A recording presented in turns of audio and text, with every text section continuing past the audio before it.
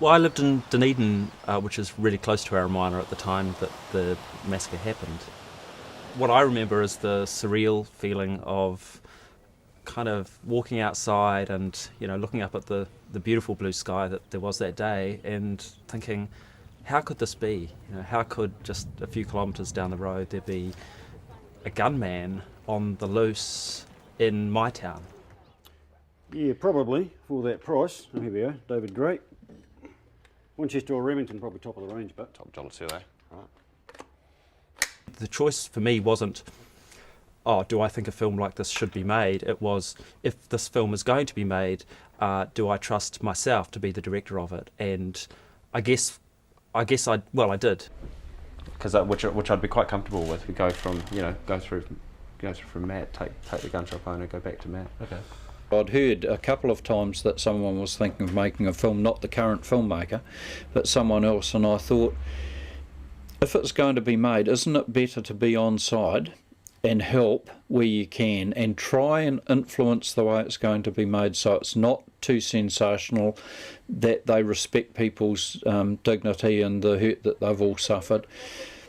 And that was my view. I think I've got a fairly good way of judging people. It's something you pick up over 35 years of policing, that you can sum people up pretty quick. And when Rob Saki said how they were going to do this and what they wanted to do, and I thought, yeah, you'll do it, and he's kept to his word. We had a meeting late in 2005, just prior to pre-production, in which we discussed our plans with the community themselves. And one of the decisions out of that meeting was that 2 members that the community themselves would choose would read the script. They would have the right to comment on it for both balance, for accuracy, for tone. And as a result of those 2 people reading the script, we made changes. The incorporated changes were then reread by the 2 community representatives. And that helps us feel very confident that whatever story we're telling is based sincerely by our desire to tell as true a story as we can. I mean, it was really important to me that if we were going to tell this story, it was first-hand knowledge, that the very people who were involved in the story were able to have an input into the story we told. Really, the best thing we did was spend a week in Aramoana actually talking to people who were directly involved in the tragedy. It was an incredibly humbling experience. So to be in the same room with someone and ask them questions about this incredible tragedy, and for them, of course, it's a personal tragedy. They don't think of it as the Aramoana tragedy. It's not some glib headline. It's their son or their daughter or their, this. It was very, very moving. The day we got to meet Chiquita was a pretty buzzy day, because we'd all pretty much just come together as a family, as a kind of on-screen family, and we spent some time working together and sort of developing that sort of rapport and relationship. And then when Chiquita came in, I remember it being one of those sort of moments where you just sort of stop and not too sure about how to behave or act, or who should speak first and who should move first. I didn't know what to say. I don't know if I would say the right thing or the wrong thing. She seemed really nice, and she opened up to us, told us about the family and how everyone acted and tiny things she would do, carving glass into trees and everything like that, just every small little things. And I thought it was really cool how she was, opening up, and she's really nice. She's a very nice person, very strong as well. Wonderful credit to her as a person, because she was so mature and was able to deal with this whole situation in an incredibly practical way. She was really forthcoming about what was happening for them as a family, and also how she felt about us making this film about her and her life and her surroundings. And I think it took an incredible amount of bravery, just a bit to be involved, on that level, but then to come and meet us was, a huge amount of courage, I think. and but what that did for me was really make playing this character okay. You know, if she'd kind of said, she said, well, it's okay with me, and was able to help us gain some insight into the background of the characters, and I've felt pretty good from that point on. One day with rehearsals, Nick Harvey, who was now a funeral director, came out to talk to us, and it was an incredible experience. When Nick got out of the car, straight away he really turned white, and it took him some time to compose himself. And just observing it, you could see that it crashed in on him. Then we spent a couple of hours talking about it and walking through it, and him talking about it, and I felt at the end of it that it was almost a cathartic exercise for him as well, going through it. Is the camera set?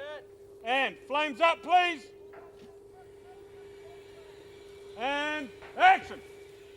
There'd be times when we were making the film where I'd just stop and go, I can't believe that this actually happened. How could have these people gone through this? You know, how could, well, for me, and I think for a lot of people who see the film, you know, how could a grown man point a gun at a little kiddie?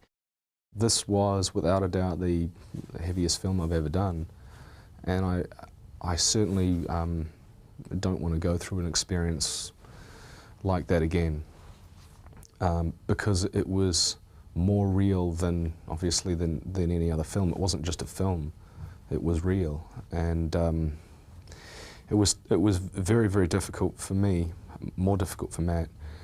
But at the end of the day, when you've finished shooting and you're going back to your hotel and lying in your bed, you kind of get struck with images of what you've been shooting through the day, and sometimes they were pretty tough. There was some really challenging things to deal with. You know, I've got a family, and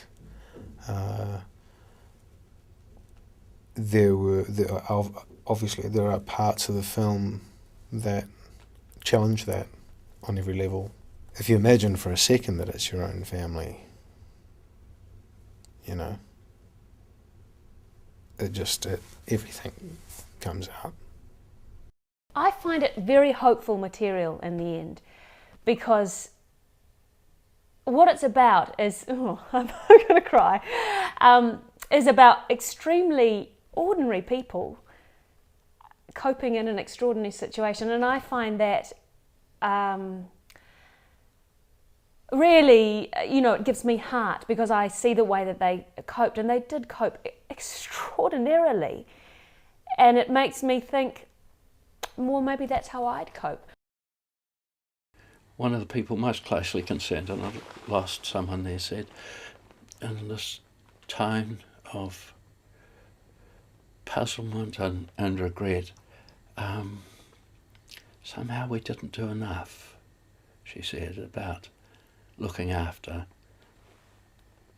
David and anyone perhaps.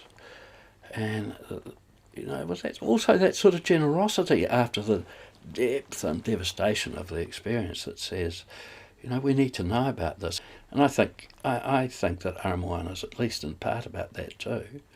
You know, I think it is about humanity.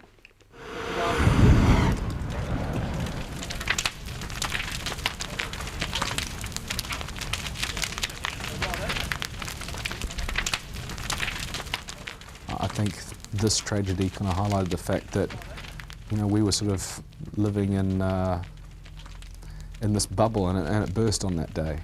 And, you know, it really kind of like, no, we're living in the world that everybody else is living in, with, you know, Hungerford and Port Arthur. And, you know, it was kind of, you know, a little bit of a end of an innocence, or end of an era, really. You know.